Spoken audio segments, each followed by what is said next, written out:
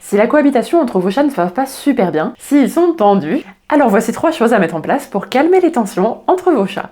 Première chose, assurez-vous que vos chats aient suffisamment de ressources, c'est-à-dire de bacs à litière, d'espace où faire leurs griffes, de jeux, de gamelles, de points d'eau, et surtout que ces ressources soient séparées dans toute votre maison et non pas dans une seule pièce au chat.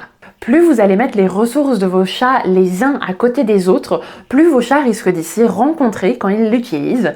Et le fait de se rencontrer quand on va à la litière ou quand vous voulez aller manger, très souvent, ça crée de la tension entre 2 chats. Donc pour éviter les tensions, pensez à séparer les bacs à litière, séparer les gamelles, séparer les points d'eau. Vraiment, mettez-en partout, à chaque étage. La deuxième chose à faire, ça va être de ne rien faire. Enfin, dans certains cas, entendons-nous. Si vous intervenez à chaque fois que vos chats grognent, feulent ou alors qu'il y a un petit coup de patte sans griffe qui est donné, ils vont se dire que chaque fois qu'ils voient l'autre chat, potentiellement l'humain débarque. Et si l'humain débarque, ça veut dire que l'autre chat est une menace. Donc nous, en pensant bien faire et en essayant de les séparer ou d'atténuer les conflits entre eux, en réalité, on va venir rajouter de la tension sans vraiment le vouloir. Donc tant que vous ne voyez pas de problème sérieux, de bagarre, de coups de griffe et de choses qui vraiment vous indiquent que là, la situation est hors de contrôle, laissez-les feuler, laissez-les grogner. De temps en temps, c'est simplement l'un qui veut montrer à l'autre qu'il est le plus gros et ça s'arrête là.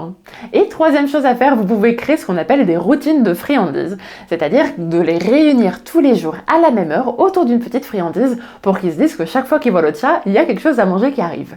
Et rien que ça permet des fois de changer toute une énorme situation.